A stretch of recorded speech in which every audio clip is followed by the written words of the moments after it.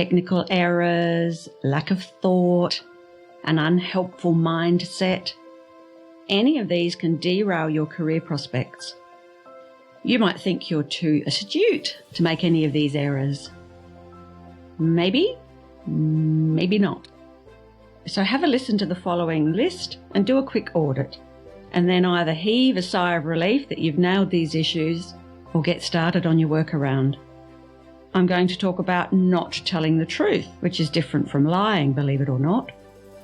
I'm going to talk about power and about morality, very serious stuff. And of course, I'll give practical career advice along the way.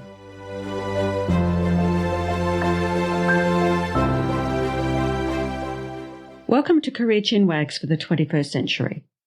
I'm a career practitioner who's worked with thousands of people over the past 20 years, so I've had quite a bit of time to think about career issues. Each fortnight, I pick up on an issue that takes my fancy. Some are extremely practical, such as episode 16, where I give some interesting advice on how to answer common interview questions. Other episodes tend to cover more big picture topics, such as the last episode, where I translated or tried to translate leading global marketing experts' advice across to the career sphere. In today's episode, I'm going to cover off on 6 mistakes that I hear very often from clients. But before we do, I'm going to steal a few minutes to talk about some changes in our services.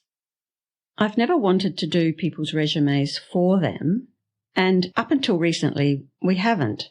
Our approach has been to sit down with the client and make them aware of how to write strong content.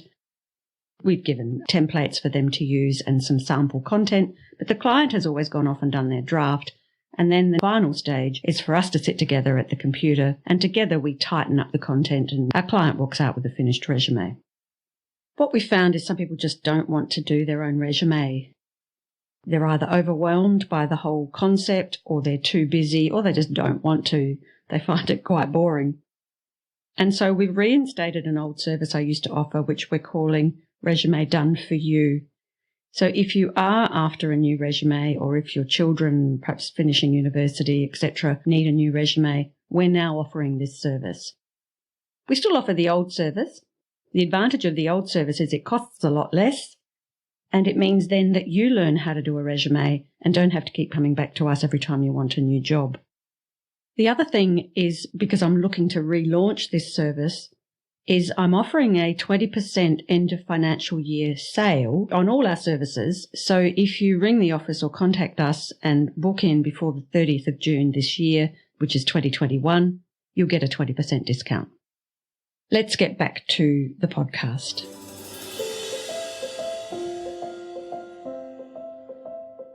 Error number 1, or piece of advice number 1, is never tell the whole truth in a job interview. Now, I know that sounds a bit immoral, but I want you to bear with me. There is both logic and an ethical approach to back this up. I'd argue that interviews are about the marketing truth, not the whole truth.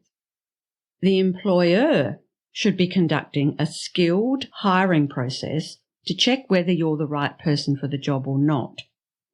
Really, they're in classic buyer beware territory. It's not your responsibility to bare your soul and reveal your deep, darkest secrets. Of course, this doesn't mean you lie. So let's look at an example. I often say I'm the only person in the world who admits that she's not a team player. Let's say an interviewer asks me a teamwork question and I answer with the whole truth. They say, "Can you give us an example of a time where you worked well in a team?" And I say, "I'm not really a team player and I really do prefer to forge my own pathway in life." If I said that, would I get the job? No way. Now, of course, even though I'd rather not, I can work very well in a team. And so I could easily give a compelling and truthful example where I have worked well in a team. After the interview, I'd go home and I would think one of two things. I'd think, okay, there's going to be a little bit of teamwork in this job. That's okay, I can handle it. I like the job. I'll accept the job offer. Or I'll think, wow, this job, I would be working face to face, day in, day out with the same group of people. No, that's not me. I don't want to do it. And I would refuse the job offer. But notice the difference. I would be the one making the decision, not the employer.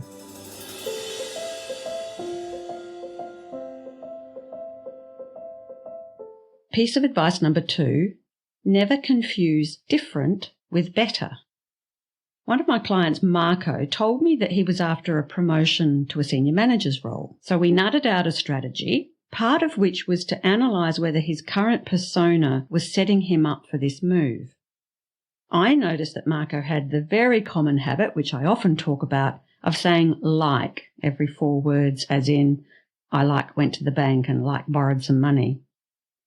Marco was mortified about this, and he was determined to do something about it.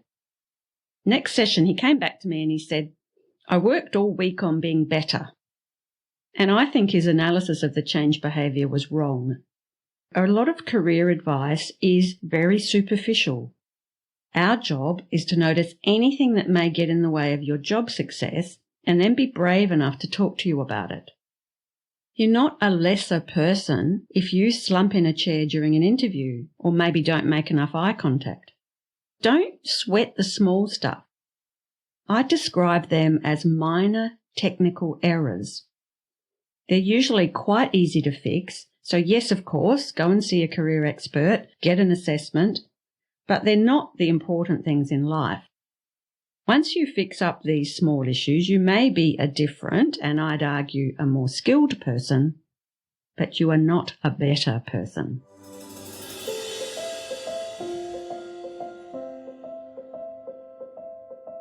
Piece of advice number 3, never give up hope that you can find a job you love. My young nephew has mentioned that most of his friends are unhappy at work. And one of my other clients told me that she'd jumped from one job to another for years, never really knowing why, and never feeling comfortable that she was making the right career moves. I just think that's so horrible and so unnecessary most of the time. Now, I've talked about this before, so I'm only going to summarise this briefly here. I talked about it in quite a lot of detail in episode 7. The starting point to career happiness is to understand what your ideal world looks like. So we're talking here about whether you're doing activities that you're good at and that you like doing, which is much less important, by the way, than the second analysis, which is, does your workplace allow you to fulfill your career values? Now, career values are not life values. My number 1 value at work is independence, for example. That's not a life value. You need to be doing work that suits your personality, and I find often that people's personality preferences affect their career values and what it is that they're good at and they like doing.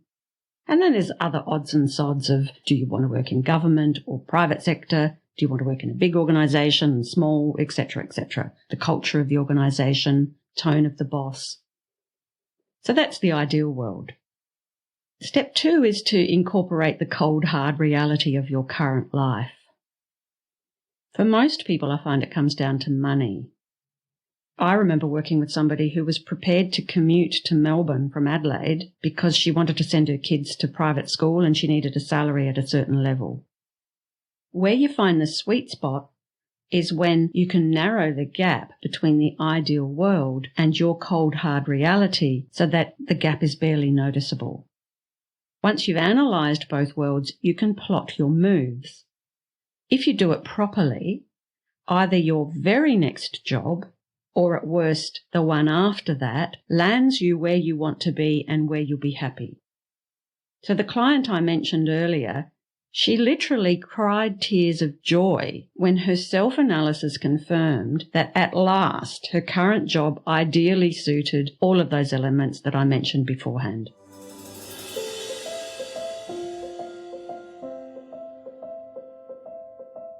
Piece of advice number 4, never think you owe a prospective employer anything more than politeness. Many clients I work with tie themselves up in knots about how to behave with prospective employers. So how does this play out? My clients usually have a few job prospects on the go at any one time, and they feel really bad about turning the tables on the employer. So they worry, for example, if they need to ask to reschedule a meeting, or if they need to delay making a decision about accepting the offer, or if they turn down the job after lots of interactions with the employer, or even worse, if they change their mind about accepting the job. I can generally stop them in their tracks by asking them whether the employer ever feels obliged to offer the job to all people who apply. And of course, they clearly don't. Now, you need to note, I'm not saying it's necessarily a wise thing to reschedule a meeting or to delay a response to a job offer. What I'm saying is that it's perfectly acceptable from a politeness point of view. Now, by the way, the more power you have in the marketplace, the more likely it is that the employer will make accommodations for you. So rather than worrying about your supposed obligations, it's more useful for you to focus on improving your attractiveness to your marketplace.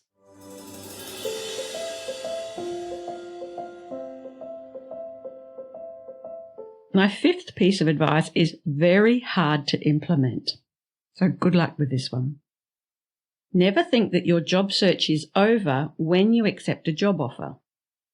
It can take a lot of effort to change jobs, and most people I work with, they heave a sigh of relief, they put their head down, and they just get on with life. But what happens if it becomes clear that you might not survive the probation period? In Australia, many jobs come with a 6-month probation period. You can be asked to leave at any time during that period, with all the normal legislative restrictions, of course, and most employers will not hesitate to take advantage of that freedom. Imagine how you would feel if you had to start all over again with your job search.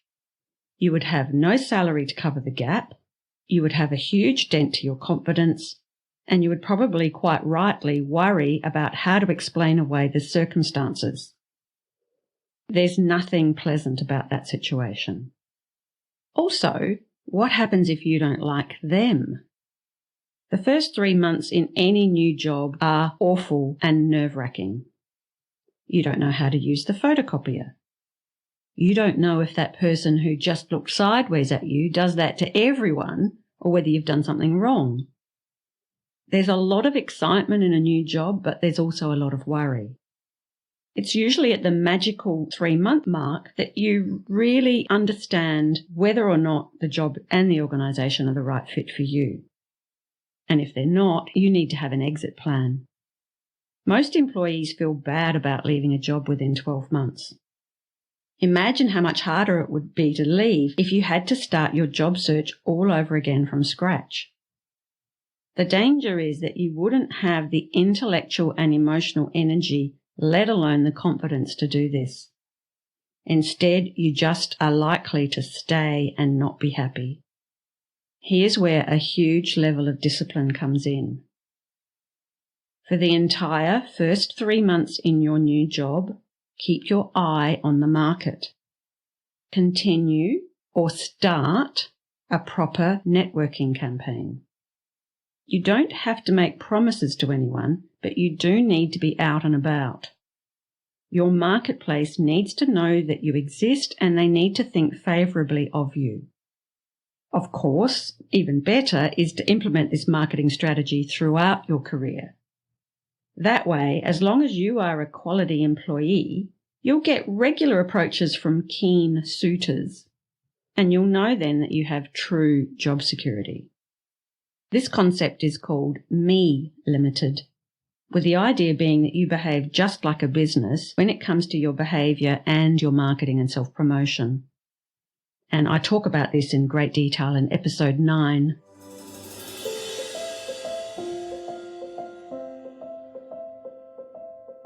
The final piece of advice is to never rely on feedback from your interviewer to decide how well you do at interviews.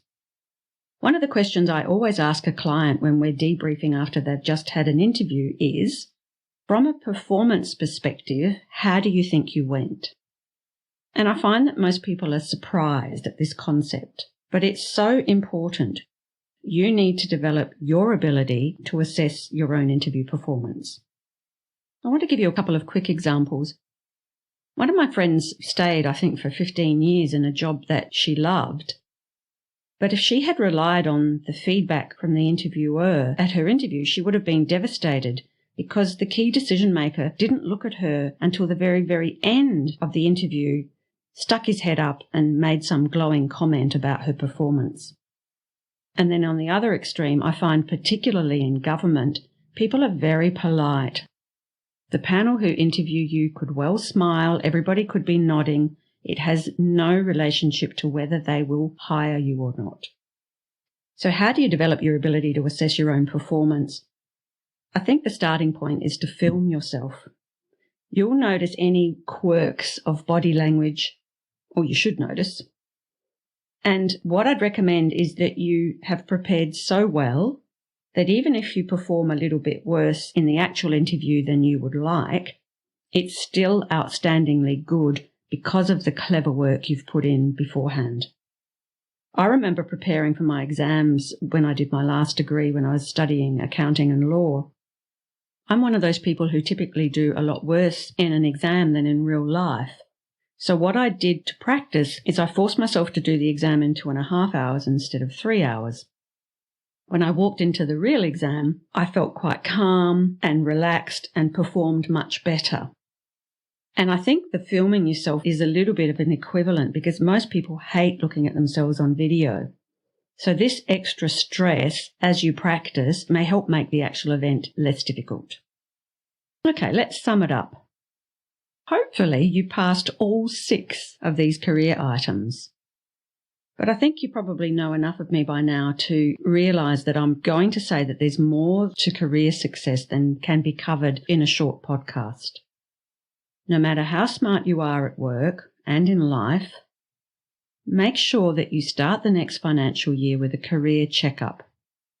Access international experts for world's best practice and then go local for cultural variations, but make sure that you go.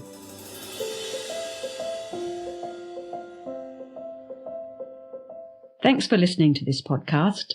If you like what you've heard, I'd love it if you could share the podcast or leave a review. I'm doing a podcast every fortnight, and next episode I'm going to talk about 10 ways to avoid a referee disaster zone. Remember, if you want to review what we've talked about, check out the full show notes at careerconsult.com.au. And I do a mail out once a fortnight of videos, blogs or infographics.